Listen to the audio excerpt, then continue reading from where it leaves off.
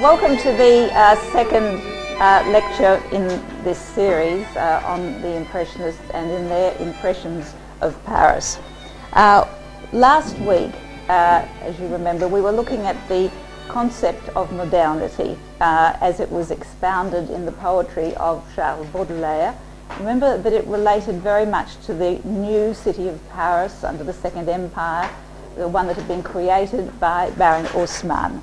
And the ideas that were put forward were that people were living in a transient society, a society where all the old values were disappearing, and that experience was fragmented.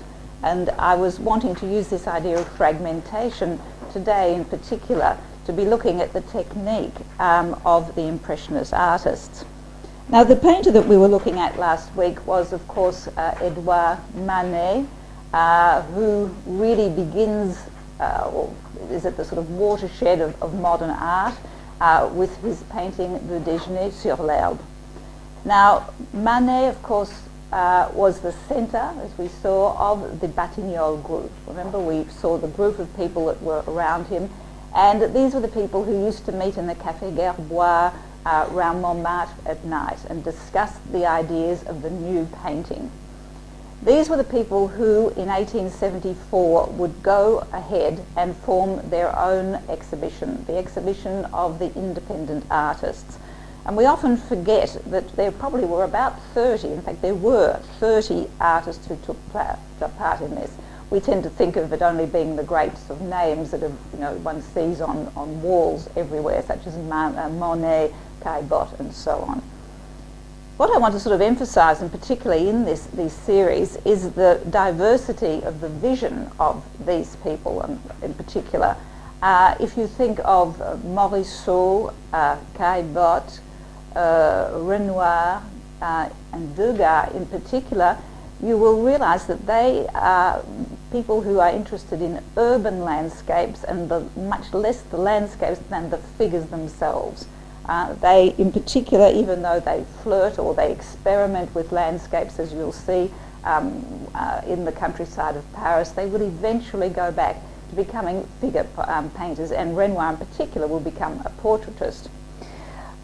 So we really are going to look today at two of the group who dedicated their lives, their entire lives, this sense of mission that they had in the depiction of light and in the depiction of the countryside and the countryside around Paris.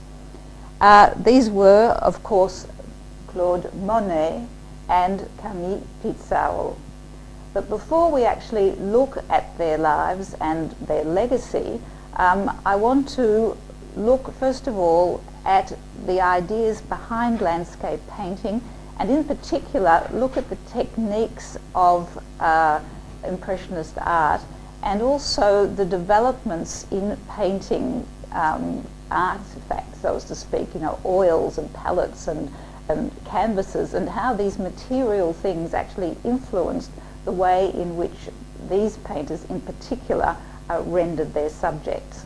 So I'm going to look at it in many ways to begin with from a non-aesthetic point of view, right? Because aesthetics is really simply, in many ways, a grouping or an interpretation of many sort of social aspects.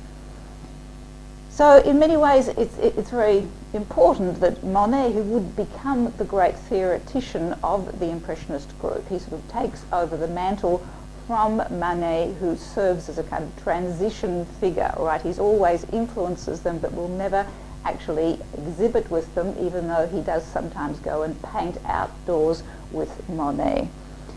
It's appropriate then, in 1873, this impression Sunrise is exhibited, and it has all the hallmarks of what Impressionism aims to become.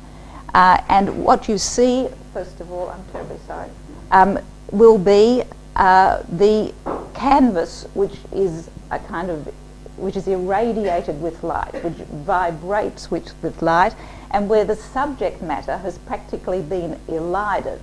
All right? What is important is the different sources of light and the way in which they are rendered, and in particular, what is important are the brush strokes, which are quite evident, right? The descriptive brush strokes, which shows the presence of the artist, but also shows the breakdown of reality.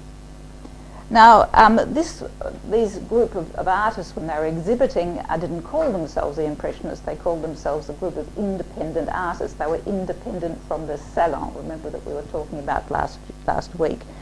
They were derided, apart from a few very sympathetic critics such as Castagneri and Champfleury, who were members of the coterie of Manet.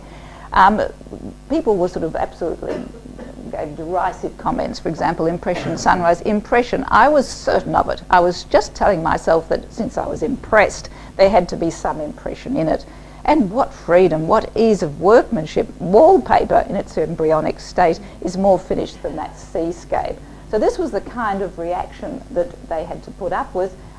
People really didn't come in great numbers. Those that did came really to gawk in many ways. But the painter who we're going to look at then, who created this, is Claude Monet, who will be basically a painter of surfaces that move. In other words, he will be the painter of water, of fluid surfaces, and all the different states of water, from water as flowing, water as ice, water as steam, very much almost a scientific investigation of fluid matter. And here you can see this in Véteuil. We'll be looking at it later, the way in which he has rendered the melting or the thawing of the ice flows on the Seine reflected in this stony sky. It is actually quite a constructed canvas, and we'll have a look at that later. The other great landscape artist will be Camille Pissarro, who will also dedicate his life to changing ways of interpreting the vivid nature of the countryside. And he is more interested in the solid, the tactile earth. He paints very few paintings, thank you so much, paintings of the sky or of water. So you get the real contrast between the luminosity of water with Monet, which will end, of course, in the apotheosis in many ways of his water lilies, and in the meantime the contrast with Pissarro. I want to actually emphasize that the painters had access to the countryside around Paris because of the development of the chemin, of the railroad. All right, now here we have Paris. Here you've got the Arc de Triomphe, which is on the west of Paris, even though people tend to think it's the centre. It's not. It's really quite a long way to the west. And up here the Gare Saint-Lazare, which will be painted by Monet. This railway line, will go up through Asnières, which will be where a lot of the Impressionist painters will go on the weekend to paint. They will then go up to Argenteuil, again, where some of them will live, and where they will come back and forth into Paris. And Pissarro in particular will go up to live in Pontoise. You can just see it up here, and about a quarter of an hour in the bus from Pontoise is the little town of Auverssur, Oise, where of course Daubigny, Cézanne, Pissarro and Van Gogh will paint. Now if you go in the other direction here, this is from a different station, you can go on the SNCF here, you go over to Louveciennes, or if you go on this line here, you go out to Bougival and the island of Chatou, known as the island of the Impressionists. So these are all very, very close to Paris. This is about 10 minutes from the centre. This is probably, if you go up to Pontoise, it'll take you about an hour, depending on the railroad. So they commuted back and forth. So even while you get the Impressionists living outside Paris, they would come back and paint the centre. Now this is, I just wanted to show you, this was where the railway stations were leading to the north. The railway station here, which is the Gare de l'Est, would come out over here. We looked, of course, at the paintings of the railway stations, seen as the new cathedrals of modernity. Light is let in through the newly developed ability to have great panes of glass. Until then you could only have small panes of glass. So this was sort of revolutionary, these enormous pieces of glass that could be used. And in many ways it's almost like the frontispiece of a classical temple. Cézanne actually says of Monet, he's only an eye, but what an eye, right? And so this quotation really hones in on this importance of vision, right, and the science of vision and the pragmatic aspects of vision, which are going to play such a part, in particular, in the art of Pissarro and Monet. As our landscape artists, I want to look a little bit at the development of landscape art from the end of the 18th century up until the time of the Impressionists. Now, the classical landscape, this is at Pierre de Valenciennes, is at the 1890, just after the Revolution, and this is typical of the kind of art that you would have been getting at this time. The landscape is a civilized landscape, it's a humanized landscape. It is constructed around these figures and constructed around the story of these figures, these girls sacrificing their hair to Diana, therefore they would become priestesses.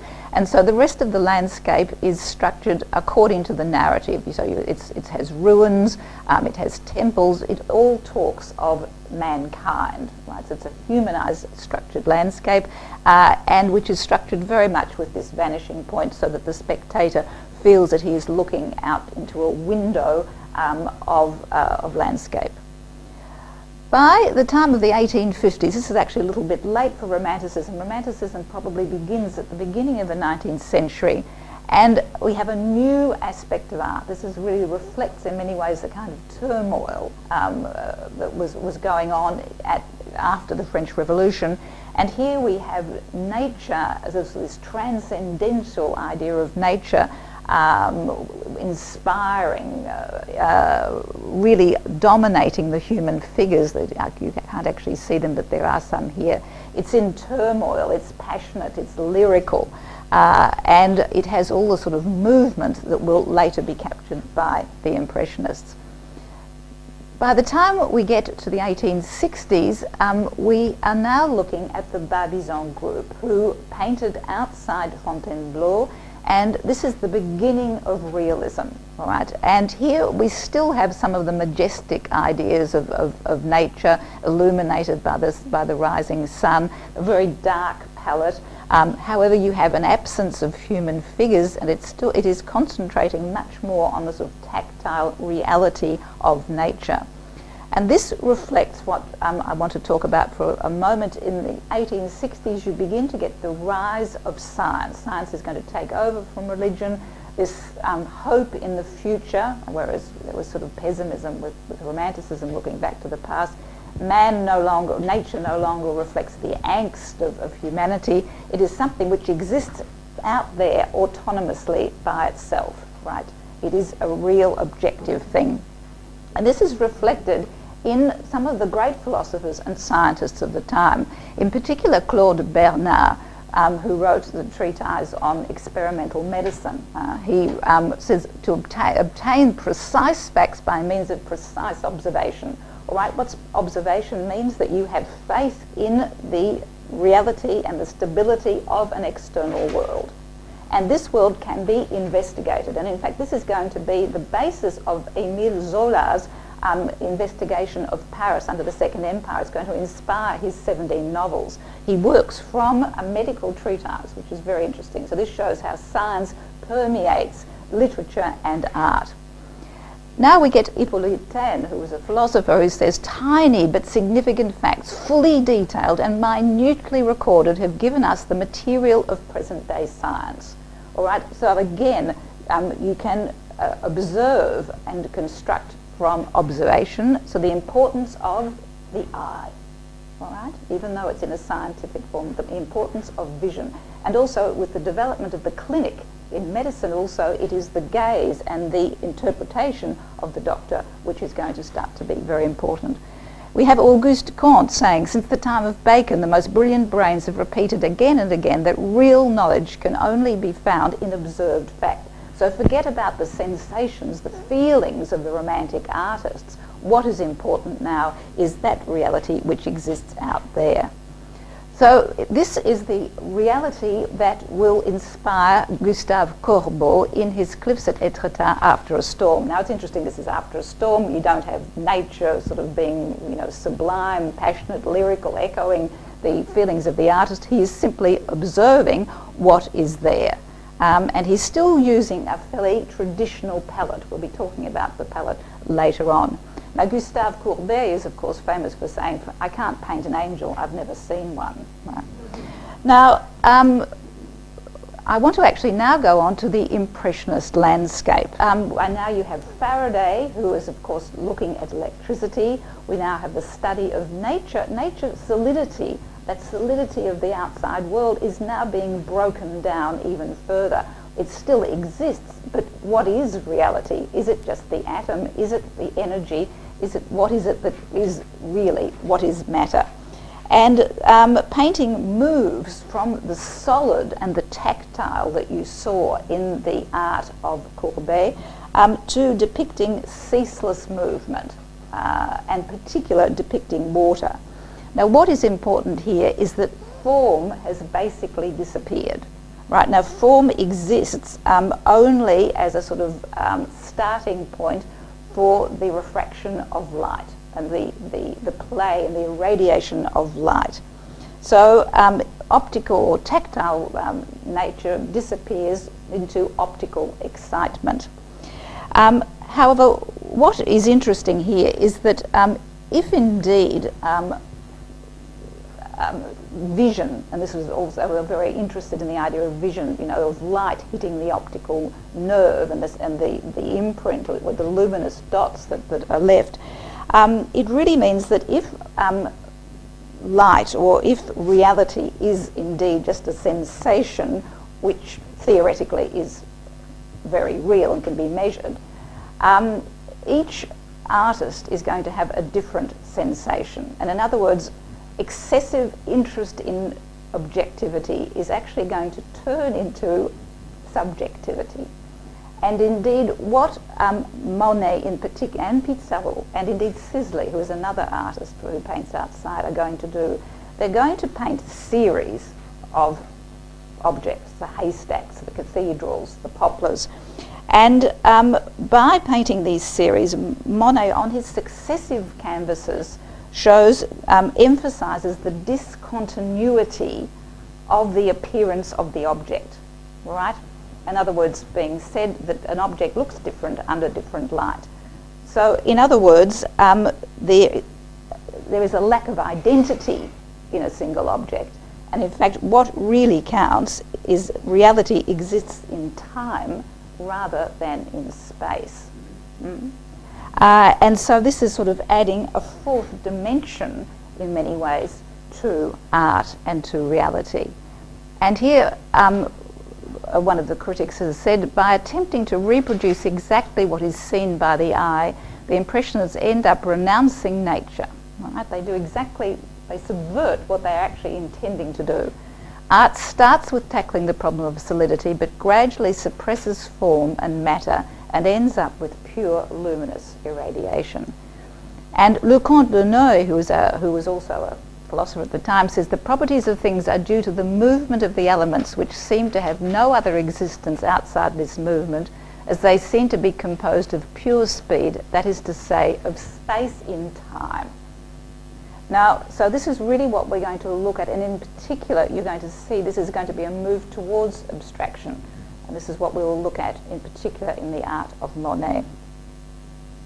Now, I just want to make this comment. We're not going off into a great discourse on the Baroque, but there has always been, through art history, this sort of undercurrent which in many ways erupts and then disappears. So it happens with the Baroque, it happens with Romanticism, this desire to capture the idea of time, the fleeting idea of time. And the Baroque attempted to do this with these zigzags, with extraordinary gestures, and this of course is Bernini's Fountain of the Four Rivers in the Piazza Navona, with the water coming out. Again, the emphasis of water, the reflection of water. So this idea then of time, which in this case, of course, serves a religious purpose, and so the fleetingness of time is related to eternity, which of course has nothing to do with the Impressionists. I thought I'd throw that in for good measure. Well, I want to now look at something else which is very important to the Impressionists, so that there is this sense that what I'm really saying, I suppose, is that it wasn't that the Impressionists sort of went to science school and studied all this. There was these ideas were in the air, and in many ways it's the art of the time actually precedes or sort of crystallizes these ideas before they become really practiced in schools and in the universities. So it's very interesting that sort of the role of art in society, the way in which it captures movement of ideas. But there were reasons why the Impressionists painted the way they did, and these were fairly practical reasons, right? And I'm going to look at the changing techniques and materials. Now, the first one was the loss of traditional expertise. Then we're going to look at mechanical grinding. First of all, then, the loss of traditional expertise. In the 18th century, there became a division between artists and craftsmen, right? Usually, up until then, during the Renaissance times, the artists in their own studios had ground and prepared their own pigments, and all of the paints that they were going to use, they were prepared immediately on the spot. In the 18th century, you get a division between this. There is a rise in craftsmen who specialise in preparing pigments, and they earn their living through this, and so take the job over from the artists. And by the time you're getting to the 19th century, the artists are sort of buying these and have lost the ability to really decide on what is good and what is bad, what is inferior, and also the amount of pigment that was being actually put in many of these paints was, because that was the most expensive part, was less. And so you're beginning to get problems of people painting in the academic method using paints that they have not prepared themselves, because the old master type of painting relied very much of layer upon layer upon layer being applied, so that you get this wonderful chiaroscuro where you get the fading of the object into the background with beautifully modulated shadows which take layer after layer. Now, if you have inferior products, it's going to cracking, you're going to get darkening, and in the end the technique is going to be very important if you're going to have a lasting work of art. Now, in the 19th century, not only were these paints being prepared by someone else, they were also automatically or mechanically ground. And so that's one step even further towards the mass production of pigments, and the pigments begin to lose their subtlety. For example, the brown pigments are supposed to be fairly stiff. You get the viridians, which are supposed to be much more sloppy, and because they're ground uniformly, they lose their quality and lose their subtlety. So this is going to be of concern as well.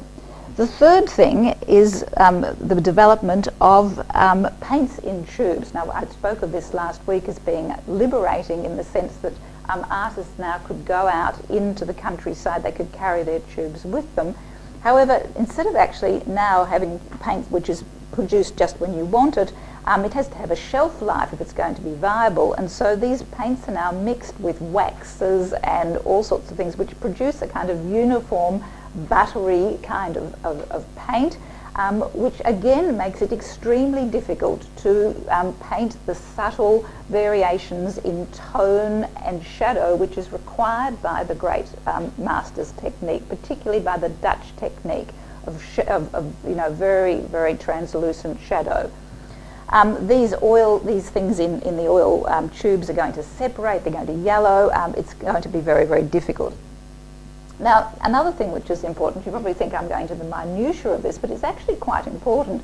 Up until the 19th century, poppy seed, linseed oil had been used to mix and to bind the colours. Now, linseed oil tends to yellow, and it dries very fast, but it sort of buckles and it darkens.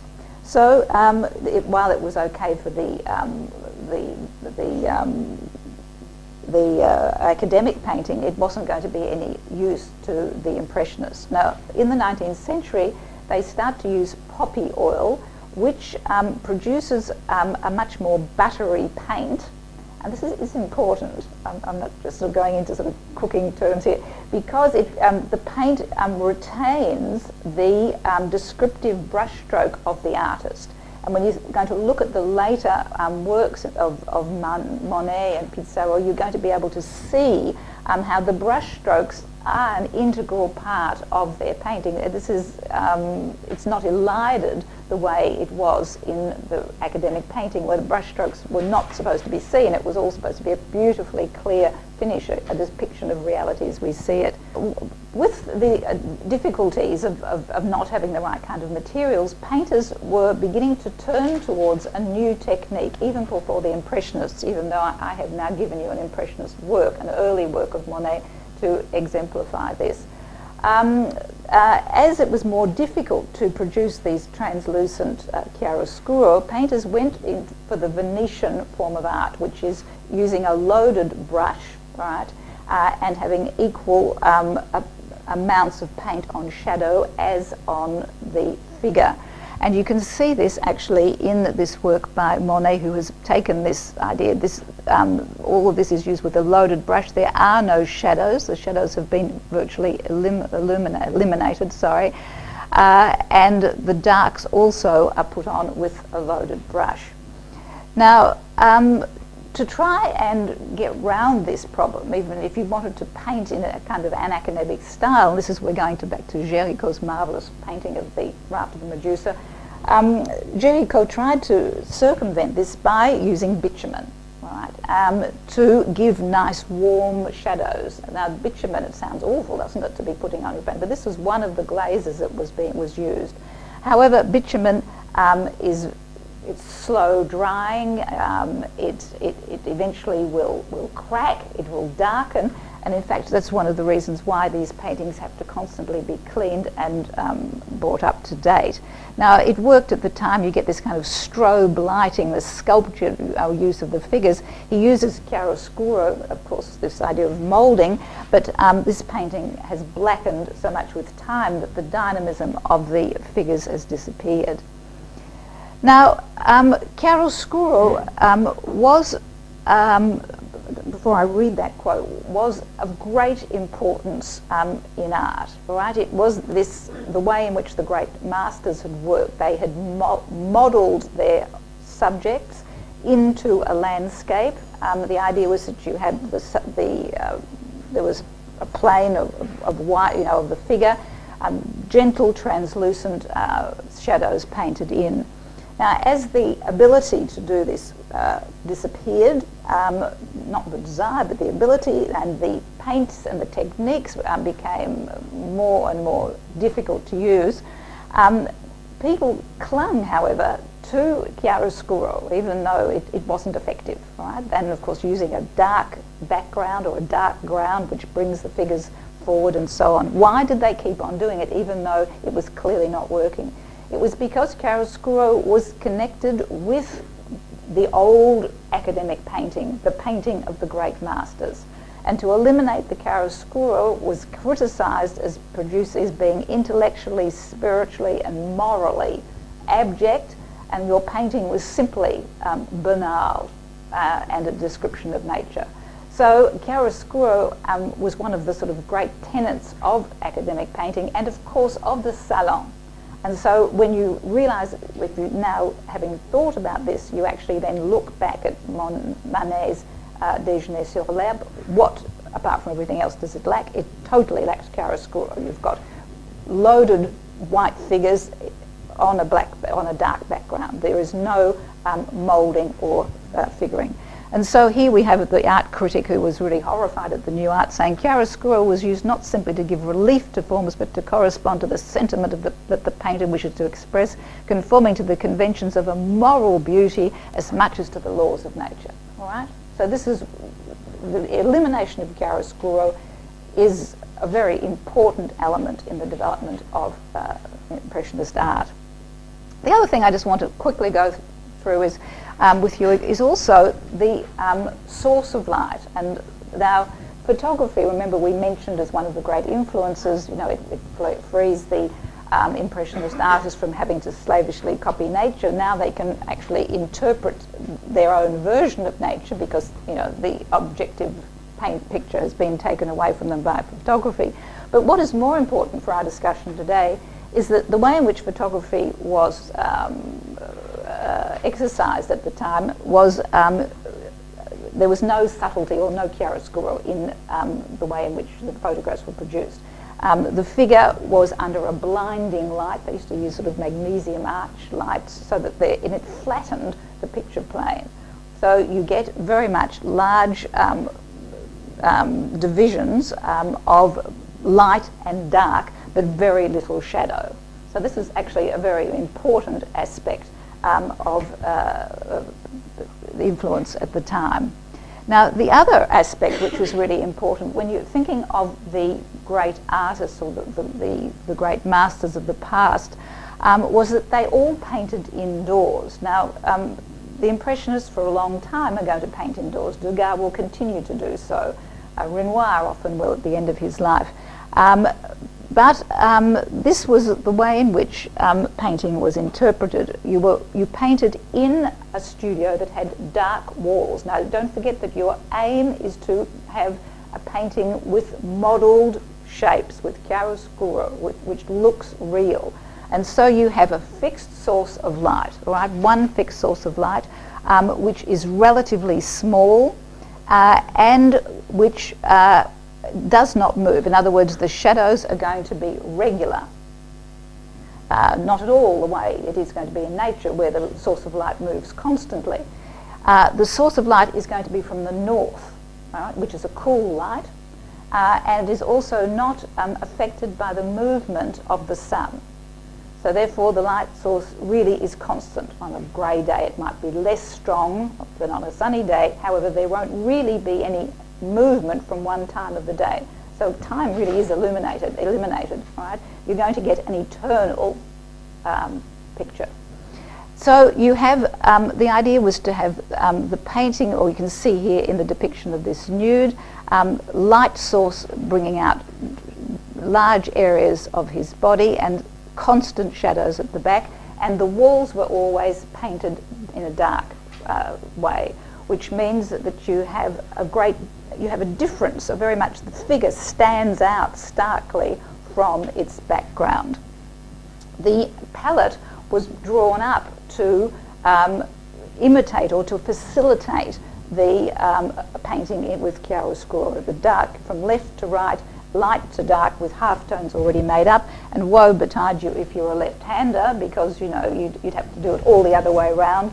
But probably in the 19th century you wouldn't have been allowed to be a left-hander. It was considered such a sort of social sort of handicap that probably painters wouldn't have bothered. Now, I want to give you the example of what happens when the painters start to paint outside. They originally, with the Barbizon painters, they take that traditional palette out with them. But gradually go back and continue to work up their canvas in the studio. Gradually they will abandon this completely, and Impressionist art will move away. What Impressionist art in particular trying to capture this idea of the luminosity, this importance of the play of light, that basically the whole picture is arranged around a play of light.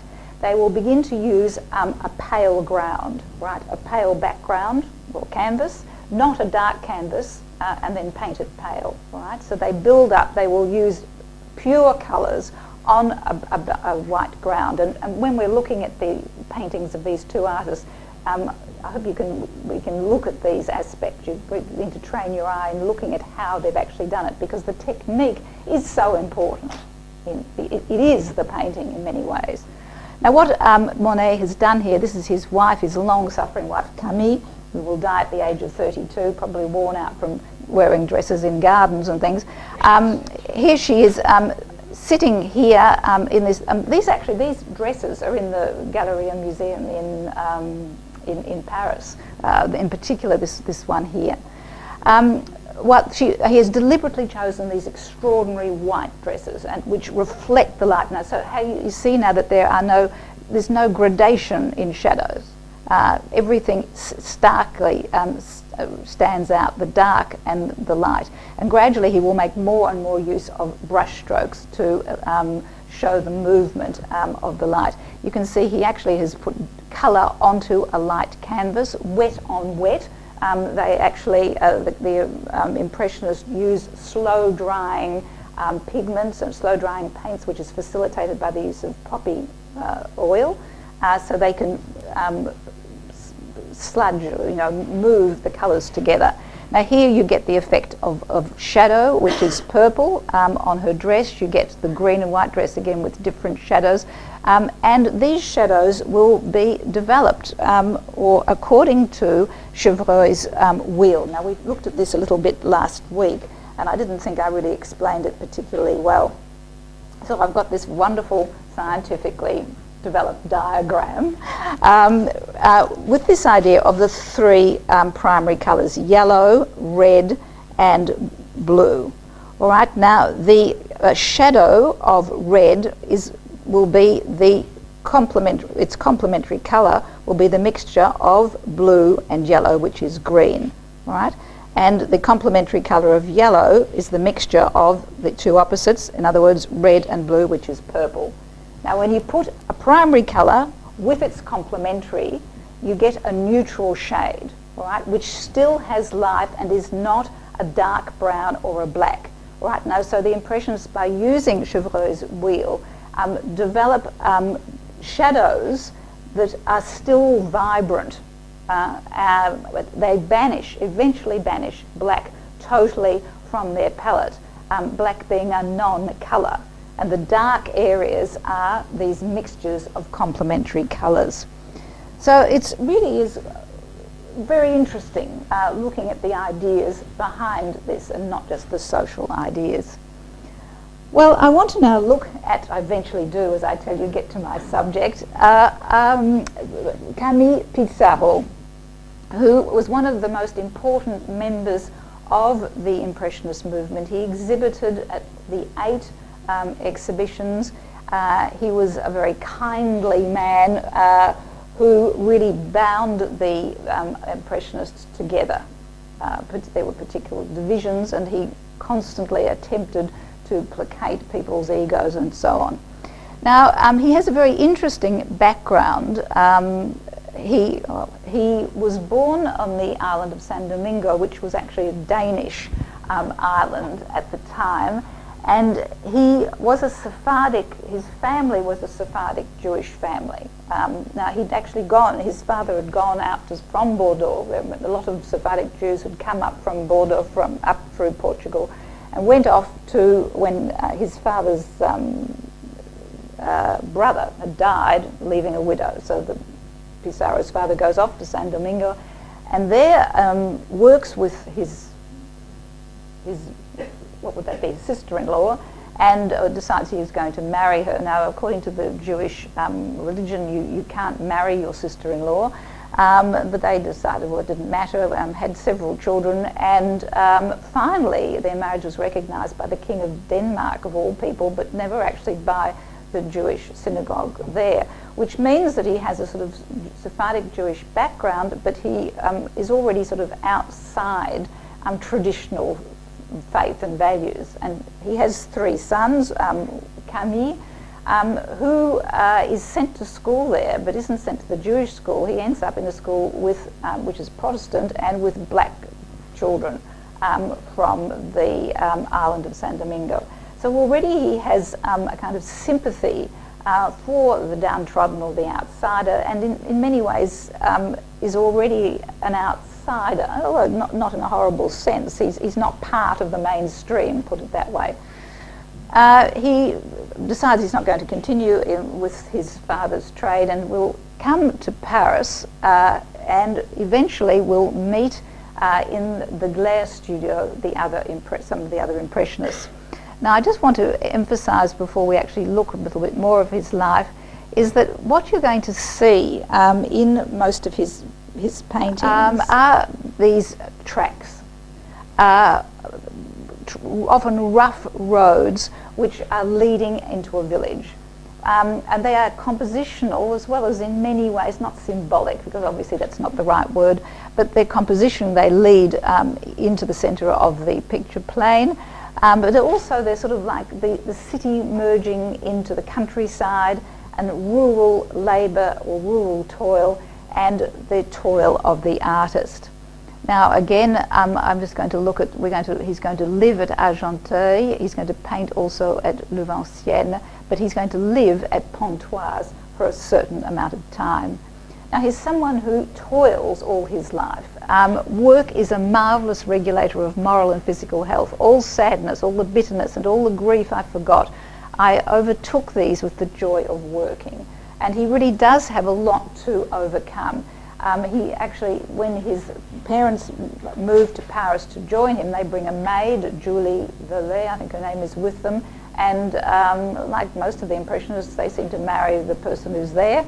And so he marries the mother's maid, and this is the mother, of course, is horrified. Not only is this girl not Jewish, but of course she's a maid. However, it doesn't deter Pissarro. In fact, you can even see the sort of body language there. He's sort of leaning in towards her. He's a very relaxed sort of man. They have 8 children, which is probably one of the reasons why there aren't many paintings of Madame Pissarro. She is too busy elsewhere. Here we have him with 3 of his sons, all of who will become artists. In particular, Lucien becomes a great artist, and a very interesting book which is written now called Cézanne and Pissarro is written by Joachim Pissarro, who is now who's the great grandson of Pissarro, and he's curator of one of the large collections in America. He paints his children. I'm just going to go through this quickly because I've got an awful lot to get through. They face near starvation, trying to, these 8 children, one who dies at birth, and then one little girl, Jeanne, dies, and then this is the little girl who will die. Later on they have another daughter called Jeanne, which is something that people used to do at the time, name a second child after a dead one. Pissarro is in particular influenced very much by the paysagiste Corot. Corot was one of the first plein air or outdoor painters who uses a light palette and he develops a kind of silvery light. And when Pissarro first exhibits them, in fact his first exhibit is accepted by the Salon, and you can actually see why.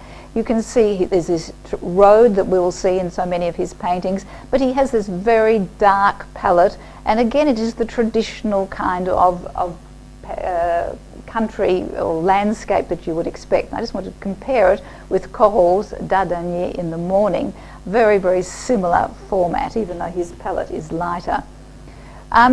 Pissarro is also very influenced by a painter, Jean-François Millet, who paints peasants. And at this time, the painting of peasants was becoming very fashionable, because you need to look at the date, 1863. This is the reconstruction of Paris.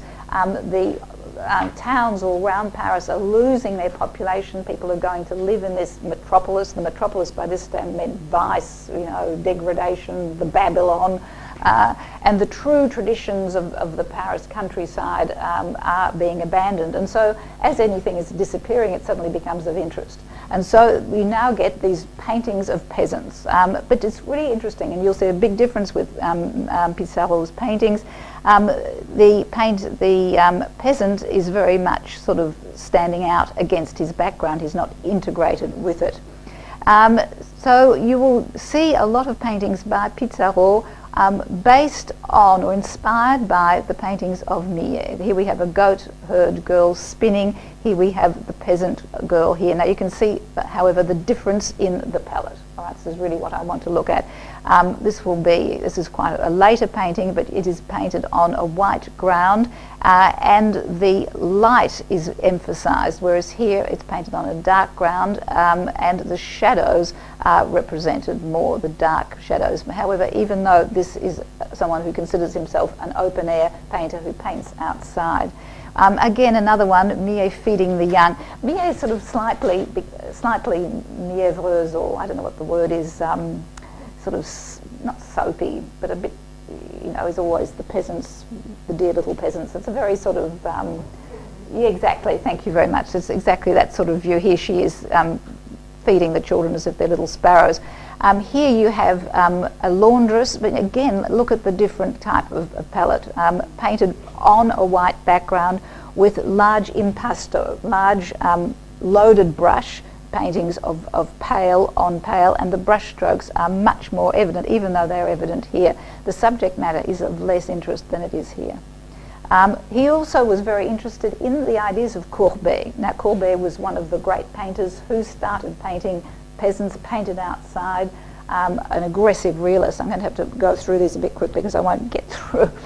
And he paints, in particular, Courbet paints a philosopher, Proudhon, who was the first person to coin this idea of anarchy. And he wrote at the time that property is theft, anarchy is order. Now, anarchy at the time meant no fixed political leader. It doesn't have the sense of violence that we have now. It was in fact a utopian idea of sort of workers' collectives, particularly based in the rural communities, that people could govern themselves, you know, once the bourgeoisie and the emperors and people were taken away. Now, Pissarro is an avowed anarchist, all right, and he even though he's not at all violent in our sense, he has a very, very strong philosophy of anarchy, and mixes with Félix Fénéon, who is very influential in the work of Toulouse-Lautrec, who is the editor of La Revue Blanche, and who actually himself did perpetrate sort of guerrilla bomb raid. So he actually went one step further than Pissarro.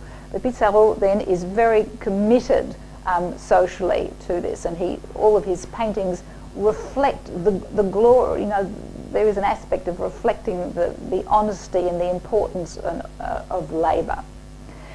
You can see this here, even though he has a landscape, it usually has a figure toiling in the foreground. There's no great emphasis on it, it's not didactic, but there is this idea of the constant work ethic of the peasants. Now, in Paris, in the studio, he didn't go to the Beaux-Arts, he went to the studio of Charles Gleyre. There were two studios which took independent students. There was the Académie Suisse and the Gleyre studio. At the Gleyre studio, he will meet Monet and Sisley, and through them will meet the others who are in the Académie Suisse, Renoir, Bazy and Caillebotte.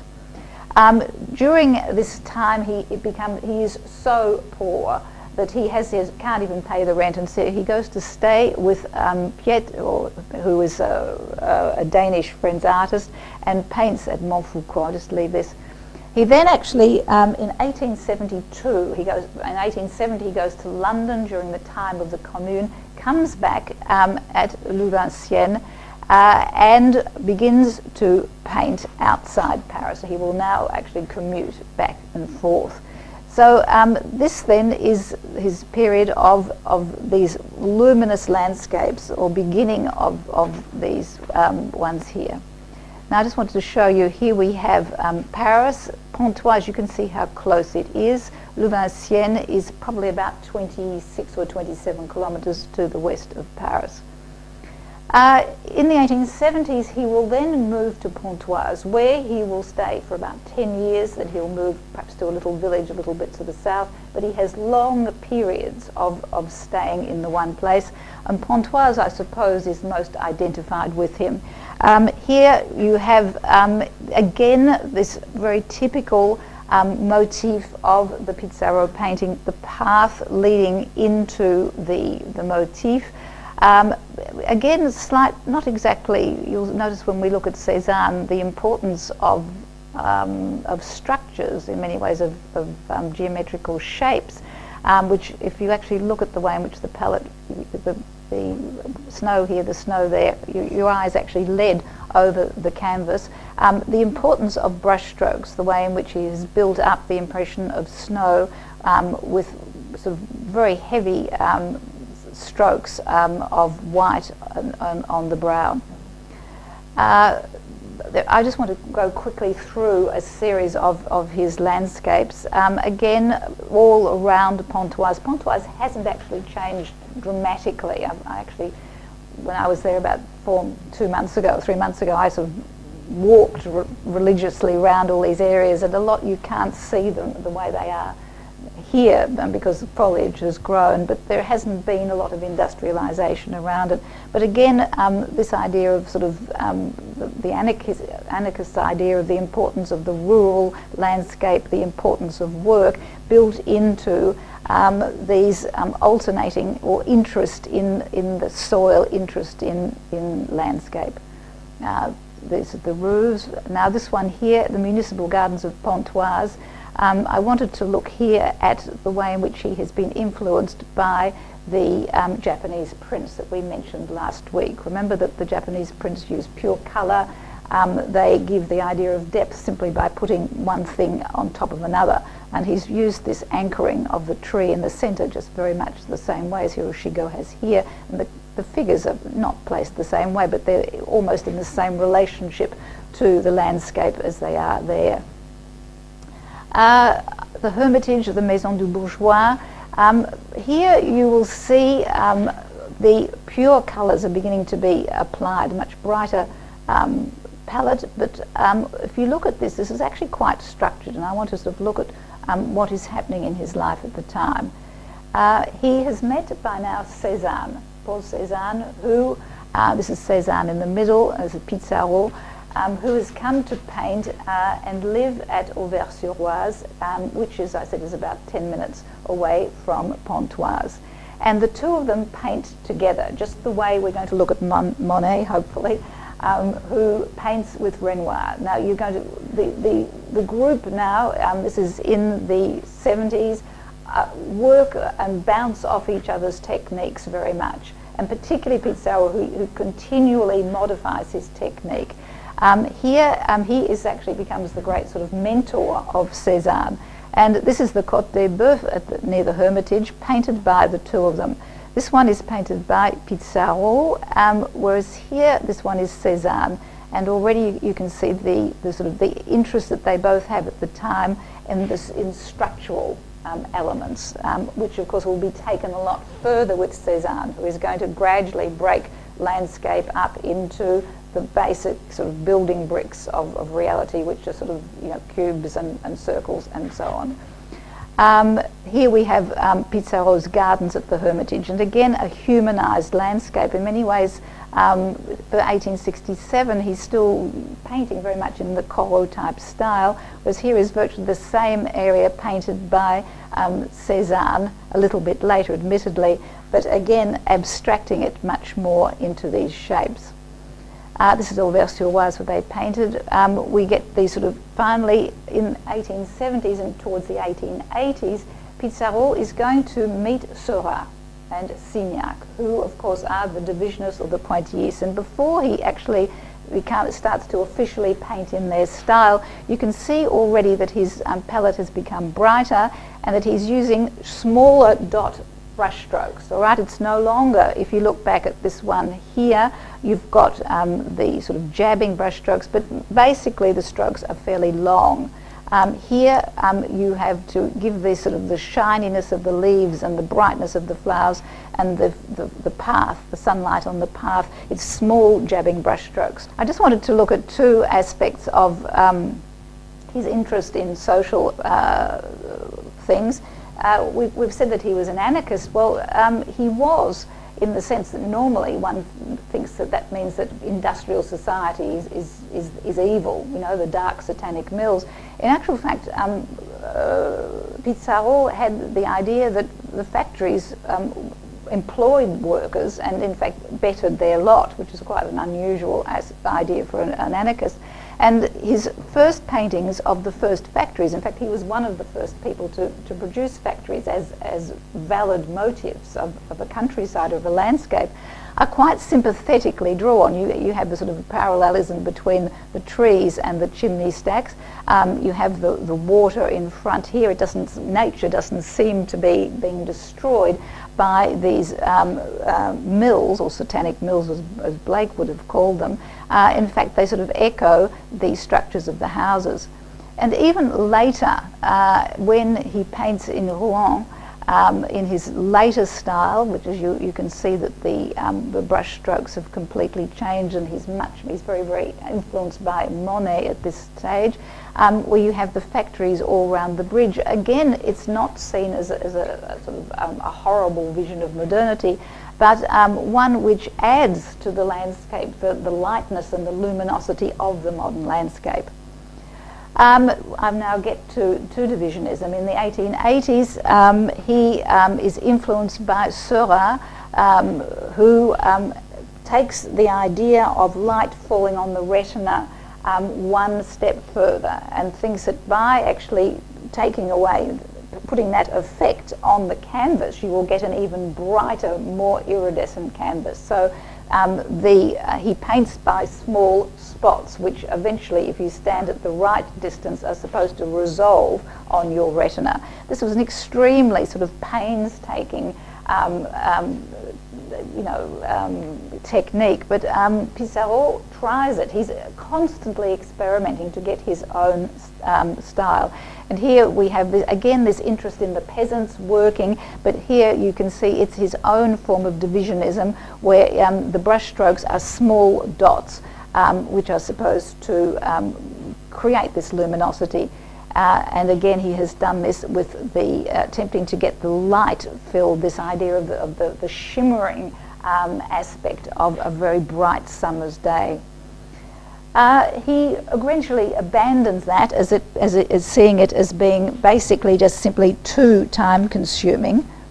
This is about the time of the Dreyfus Affair. The Dreyfus Affair will disrupt the Impressionist group immensely. As you know, this was a Jewish captain who was accused of espionage. He was quite obvious he was being framed, but the affair actually divided French society. The great art critic and writer Zola writes this J'accuse to the paper, and it breaks up the Impressionist group. People now, Degas and Renoir in particular, are very anti-Dreyfusard, and they begin to look at Pissarro, who has never had anything to do with Jewish religion or anything like that. They see him as a Jew and cut off communication with him. So this breaks up and makes the exhibiting very difficult. And it's at this time that Pissarro returns to the city, even though he's still living outside, because it's cheaper and he loves it with his beloved landscape. But he returns now to do these series of which you are aware, because we have one at the National Gallery of Victoria. These are images of Montmartre, the Boulevard Montmartre, and he will paint it again and again and again at different times. And this is the same sort of thing that Monet will do. All right, how a landscape here, not an object, as you will see with Monet, changes and really is not fixed. It appears totally different in different lights. Now, it's very interesting that at the end of his life, he is still painting pathways, but these pathways have now become boulevards. But it is still this idea of a pathway leading somewhere, whether it's sort of, it does actually have any sort of meaning in his sort of psyche or not, I don't know, but it is certainly consistent. Here he is painting his final years. He lives at Arigny, which is now part of Cergy Pontoise, and here he has developed his own sort of style, which is influenced by the divisionists, as you can see, influenced by the luminosity of the palette of Monet, but is uniquely Pissarro's. Before he dies in 1903, he returns to paint again one of the motifs of the modern Paris. This is the Pont Neuf, again the whole thing dissolving under light. I mean, a monumental bridge, but it seems light, it seems to be moving, and he has developed this technique which is unique to him. He dies very much beloved as part of his family, but also very much the sort of glue to the Impressionist movement. And he actually makes this statement. He says, "One only finds one's direction in life after having worked for a great many years." I think all of us may think that that is true. Now, I haven't left myself very much time for Monet, but we will get there. Monet is born in Paris, actually, and was christened at Notre-Dame-de-Lorette. Those of you who have been to Paris with me will know the church, but his family quickly moved to Le Havre. And he will become, from when he comes to paint in Paris, one of the leading theoreticians of the Impressionist movement. He says, I've always had a horror of theories. My only virtue is to paint in front of nature while trying to depict the impressions made on me by the most fleeting effects. All right, so there you get all of these ideas of modernity: impressions, nature, impressions, fleeting, and effects. All right. When he is in Le Havre as a child, he becomes he's taught or becomes interested in the paintings of Eugène Boudin, who will also exhibit in the first exhibition of the Impressionists. And he is an outdoors painter, but this is 1869. However, you can see the lightness of the palette and the presence of the brushstrokes and the breaking up of form already under light. And this is what you're going to see much, much more towards the end of Monet's career. He's also influenced by a Dutch painter, Jan Kind, the Seine at Notre Dame. Here you have these bright skies, water and sky, which are going to be the leitmotifs, just the way the field and the path were the leitmotif of Pissarro's work. In his early years painting in Paris, he is already interested, and already you can see the subject matter is beginning to disappear under this vibration of colours hitting the retina. Here, this Rue Saint-Denis on the 30th of June, the colour, the riots of movement and colour which assault the senses. He's tried to capture that passing moment. He and Renoir in the 1869 is a really important point for Impressionism. You get painting outside Paris at La Grenouillère. It was a kind of a cabaret which people used to come to, a kind of sort of down market, sort of was described by Guy de Maupassant in his short stories. People went there for the weekend, mainly a sort of working class hangout. But here you have Monet painting what is one of the sort of this leisure life, which is so important. And you'll notice that he, even though it is painted in the outside air. Now the other painters, even Pissarro, often finished his work in the studio. Monet attempts to get everything, that impression, and sees it. And so you have this rapid brush strokes. He has to get it onto the palette as quickly as possible. And you'll see a whole lot of different types of brush strokes. You've got the very long vertical ones here to anchor the sense or the structure of the boats. You then get the short horizontal stubbed brush strokes to give you the movement of the water, and the foliage is given by the little stubbed marks. So you get these three different brush strokes. However, there is a kind of a structure in it already. He's given it by this plank going across the middle, and the dark mass up here and the dark mass down there. And he's anchored, this little boat's been put there so that the whole thing doesn't actually flow over the side, out of the side on the right. He uses three different greens. He uses vermilion, what is it? Viridian greens. He uses one that has chrome yellow in it, and he uses this complementarity. Remember, we were talking about this. The green, the shadow of green is shadow of red is green. Remember, we looked at that, and then he mixes the colours, these complementary colours together to give the darkness. But you never actually have black. These are all bright blues, and he has this wonderful sort of bright red here to bring your eye in.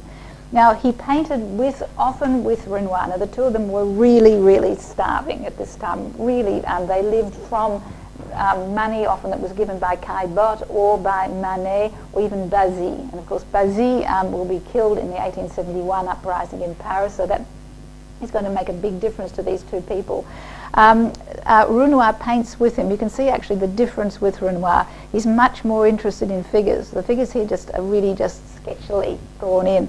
As a figure painter, even though he is experimenting with these use of brush strokes to give the sense of the movement of the surface. The two of them also paint at Argenteuil, which is just outside Paris, which is really on the way to Pontoise. And the two of them will paint the bridge. Now, remember we talked about this importance of modern architecture, modern technology, which is constantly brought into their art. But at the same time, with Monet, you see with the brushstroke, the shadows are rendered by bright colour. Right? There's no careful moulding. You've got colour upon colour, and these are differentiated by the brushstrokes on a light background. And these backgrounds the ground don't fade with the years. All right? They don't gradually come forward. They remain constant. And so the Impressionist artwork that we see today has remained very much more as they painted it, in comparison to René's, in particular the Romantic palette, which was much deeper. There you have Renoir painting the same scene. But again, the importance of the figure, again, it's quite interesting if you actually compare the two of them. He will paint at Asnières, which again is just now a ghastly suburb of Paris. I mean, it's one of those horrible experiences. We're not going to go there, I assure you. You sort of get off and you're in the middle of sort of concrete tanks and pizza booths and falafel tanks. It's just I don't even think I mentioned it. Here we have what it looked like at the time. In his time at Argenteuil, he will also paint these ones that have become sort of icons of Impressionist art. Here, again, it's actually quite a structured canvas, even though, the idea, it was painted outside. He used to often have several canvases at a time because as the light changed, he couldn't use that, so he'd move on to the next canvas, which is why you often got several canvases which often look almost identical but aren't.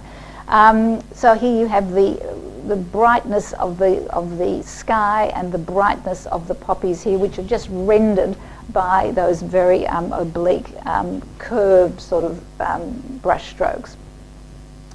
This is painting of his poor wife, Camille, in the Garden d'Argenteuil, and here you see this shimmering effect of the canvas. Do you not? It's really, you can see the vibration of the sunlight, you can feel it.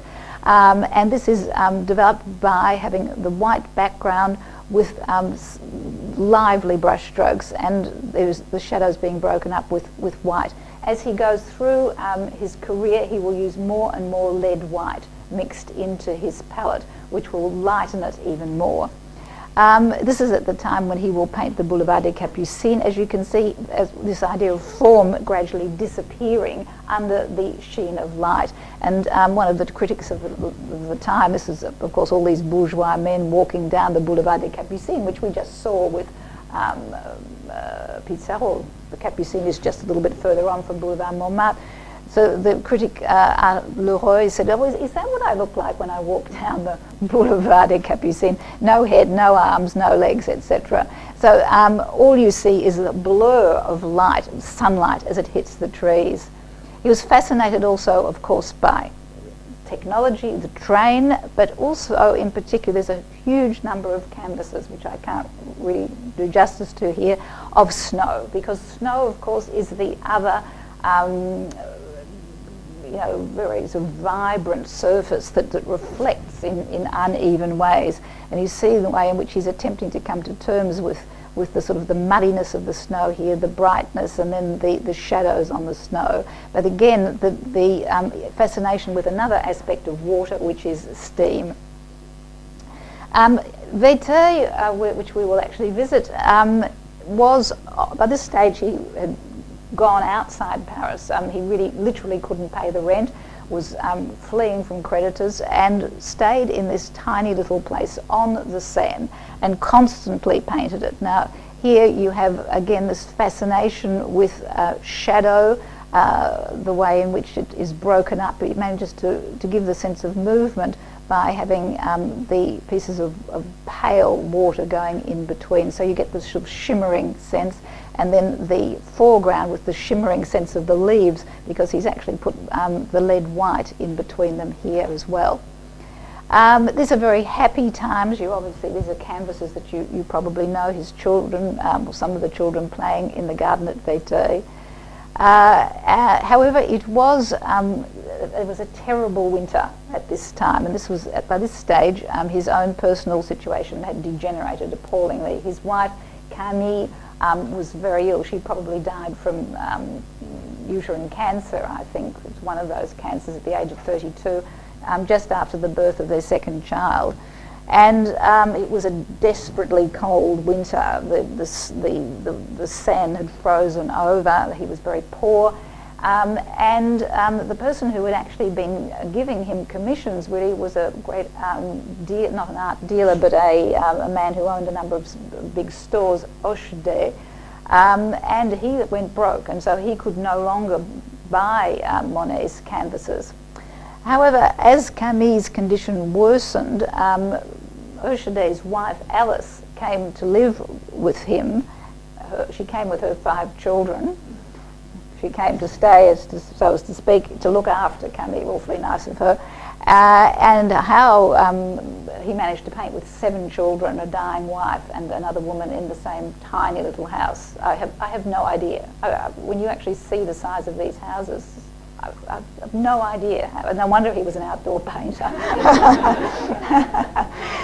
Anyway, what you have here is a really sort of detailed, artistic analysis or brushwork analysis of the different forms of snow. Here it looks smoother, so you've got the vertical lines. Here it's broken up and muddy, and you've got the different zigzags across here of the brushwork. And he's captured very much this idea of the dark, cold day and under the snow. Well, Camille, on her deathbed, he actually paints her when she's dead, which is perhaps can be seen as a tribute, I don't know. But with the veils here look very much like the snow which was outside. Of course, we're a long way from a portrait. Camille really dissolves under the shroud in many ways, which she is entwined. It's just after this time that he rents the house. He moves away from there with his companion Alice, who's by now become his companion, and the 7 children, and moves to Giverny, where he'll rent a house. This is his house as we see it today. And he manages to be not inconsolable for too long, because Alice is by now his partner, and several years later is painted in the garden at Giverny. This is just a picture of Alice with 4 of her daughters and Monet in the big studio. I mean, I'm sure most of you have been to the studio at Giverny, the big room there. Now, he managed to have a very harmonious life with these extraordinary number of children. Blanche Hochet will marry his son Jean and will look after Monet in his old age. When her mother dies, she becomes devoted to Monet. Here we have Monet painting the 2 daughters, Suzanne, painting Blanche, painting her sister Suzanne. Right? And they do form a very harmonious group. This sister, Suzanne, will marry one of the painters who comes over and forms the American colony of Impressionists, which is just down the road from the house at Giverny. These are paintings of Suzanne, and you by now see the breaking up of the structure. Remember, we talked about how form gradually dissolves. In fact, form is really only there because it reflects light. And this is very much seen in his choice of women wearing pale dresses, right? And it's very hard to see the difference between her and the clouds. So under the bright light, the light is from the front, and the shadows are sort of the light is coming from behind the artist. So you get the person standing starkly against the background. Look at the brush strokes that you have here, giving this idea of brightness. At Giverny, this is in 1900, we're leaping forward a little bit, but he now, having settled at Giverny and beginning to sell his canvases, thanks very much to the private art dealer Durand-Roy, who shows the Impressionist canvases in London, where they don't have much success at all, but shows them in the United States. And it is the Americans who will be the first people to buy large numbers of Impressionist canvases, which is really a very interesting idea, because the Americans at the time were seen as Philistines. In fact, if it hadn't been for them, we wouldn't have the art that we have now from the Impressionists. So he's able to actually buy Giverny and start planting these immense and beautiful gardens and developing his lily pond, which will be another property that he actually buys. Now his garden now becomes his palette, and he is absolutely absorbed in developing patches of colour. The complementary colours will be echoed by the complementary plant, the colours of the plants. The kind of verticals will be translated by having tall plants, perhaps hollyhocks with flat flowers and so on. So he becomes absolutely passionate by going into Paris constantly to buy new plants. And from now on till his death in 1926, he will concentrate almost exclusively on his garden and push the painting of light to most abstract forms. He will begin, you will now see by 1885, there is this interest in the way in which, what is form, what is matter. I mean, you already see what will be at the end of his life. You can't tell what is the reality and what is the reflection. You're going to soon be able to actually turn the canvas the other way and not see much difference. The whole canvas buzzes or vibrates with this luminosity. In fact, that really is all it is. The trees just are a pretext for this. Now he begins painting the poplars. This will be his first series, and I won't look at that. I want to look at what is more well known, which are his paintings of the haystacks. Now I'm just going to quickly go through these. This is in the morning, a summer's morning, haystack in the sun, haystacks at the end of summer, haystacks at the setting sun. Now, why is he doing this? This is this experimentation into the idea of what is reality. Reality isn't this steady, constant source of which hits your retina. All right, it is something which is going to change constantly. Right, so a haystack isn't a haystack as a haystack. It is an image which will be different. In other words, reality really is something which obeys the laws of time. So this, as I said before, is this new dimension in art. And he does the same thing with the cathedral. Now he wants to go even further. Now a haystack is a small object, but now he's taking probably one of the sort of icons of French civilization, the great cathedrals of the Middle Ages, and Rouen Cathedral is a massive stone structure, and he wants to show that something as gigantic and immovable and tactile as a cathedral can virtually seem to evaporate under the light and doesn't look at all the same according to when you look at it. So here we have Rouen Cathedral. He actually gets a hotel room opposite the cathedral and struggles with his painting. You've got letters that he writes back to his family sort of saying, look, I can't get it, I've been there all morning, I get up in the morning with this sense of despair, I know I'm not going to capture it correctly. There are 50 canvases of Rouen Cathedral. You're not going to see all of them today. In fact, there's very few of them. There's only 3 of them in the Musée d'Orsay. They're mainly in collections overseas.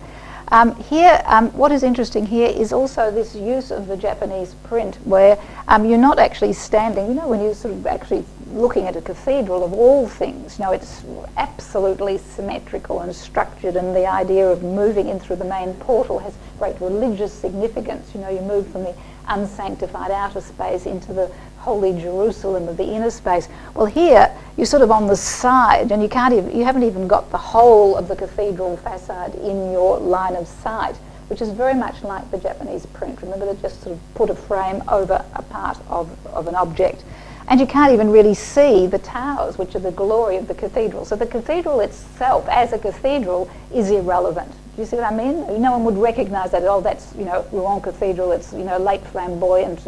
It's not at all important. It's this massive structure which reflects light because of its carvings. So you still get the idea of the sort of lace work. It's beginning to look extremely light. In the bright sun in 1894, it's more or less the same view, although a little bit more towards the centre of the facade. All of the sculptures, of course, are gone. All you get here is the sort of hollowing out of the recesses and the way in which the light strikes it. So something as massive as a cathedral begins to look like lacework. As it does in twilight. It is really evaporated completely and the massiveness of it is gone. Again, you will notice he's chosen an even closer view, which is visually very confusing. It's almost an abstract piece of work. I mean, if you didn't have the thing underneath it, cathedral in twilight, I mean, it could be anything. Sunlight effects. Here, again, he takes very much the same view, and he does simply because that's where his hotel room is. I mean, the banality of a lot of this. And in the fog. He will be fascinated, of course, as you know, when he goes to London. He paints the fog in London, and he also goes to Venice, and of course is immensely in his element, where everything in Venice is shown twice, there and in the canal. I haven't talked about these at all because we're looking at his work in Paris. I want to look at his last great series. So we had the series of poplars, the series of haystacks. As you can see, they're totally insignificant motifs, aren't they? I mean, how far have we gone from academic painting and its narrative and its socially uplifting message? If you look back at Monet with his figures and his reference to art, you know, of Velasquez, we're miles and miles away from that. What is painted really is simply a pretext for a study of light. What unifies the canvas, what unifies our response to it is this investigation and attempt to render the quality of light. Well, the nymphaeus is actually a French word for a kind of water lily. This is in 1889. I actually want to trace his direction towards, or his move towards abstraction. So here we have the Japanese bridge, again using very much just greens here, trying to portray reflections in water. In 1904, but by now he has a little boat out on this pond that he will go along and paint sometimes from the boat. Sometimes he actually will dig a hole in the garden, so he has these massive canvases there. He can paint several at a time as the light changes at 4 o'clock. It's not 4:10. Also, he by now has cataracts. And I think this is not insignificant from someone who's just had a cataract surgery, because the colours do change. He gradually will put more and more colour on the canvas until he actually has an operation in one eye, which is mildly successful, and you see the difference in his palette. All right, by 1904, he's no longer, as you can see, at least you can sort of spatially orient yourself. All right, there's the bridge, you know where you are, don't you? Right, by 1904, which is quite a bit later, you'll now have a close-up now of the effect of light on the water.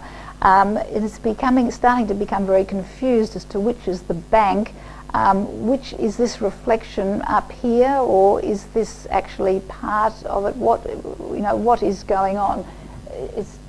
You're becoming disoriented, and you now have simply reflections and patches of light and shade. I mean, what is this here? This is in 1905. The blues are beginning to predominate a lot more.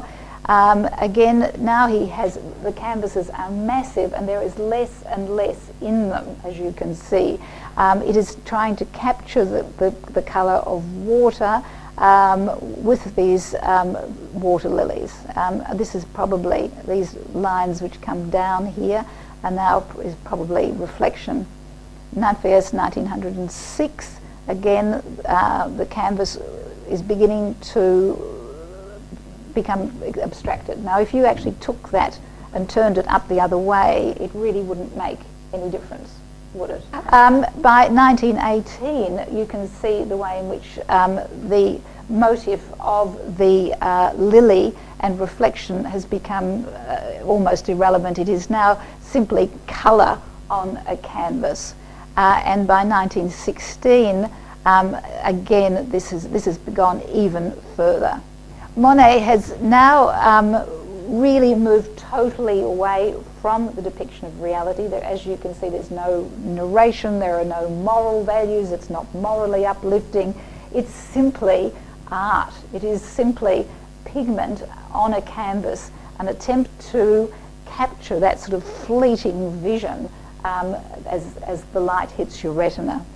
And in 1922, he will be commissioned, and in fact he works for the last, I think, about 8 years of his life on the very massive canvases which will be installed at the Orangerie in Paris. He becomes very friendly. At the end of his life, he's extremely successful. He has a car, he drives it around, he's very interested in photography, and his great friend is Clemenceau, who is the Prime Minister of France. And Monet continues to make these experiments in light, long after other people have abandoned Impressionism as a technique. 1922, you've gone through Gauguin, you've gone through the Fauves, Picasso's painting. I mean, but Monet faithfully struggles to the end of his life to represent or this idea of light, and he is asked by Clemenceau to donate these very, very large canvases, which in the Orangerie are on 3 sides. Now, have people seen those? Which he has you go from the morning to the afternoon to the evening with these large, very, very abstract canvases in many ways, where you can't even really see that it's water anymore. It doesn't matter what originally was painted. You really have a series of shapes and colours which hit your eye. So in many ways he has opened the way towards abstract art. And there is a quotation by an art critic who wrote at his death, Monet's death in 1926, as the appearance of things was released from the need for objective veracity, the things began to lose their concrete existence. From now on, they could be used as signs or symbols by which the artist conveys spiritual and general or personal truths felt intuitively by him. The excessively objective view of the Impressionists becomes entirely subjective and opens the door to abstraction. And I think you can see that very much in this last canvas. Woof.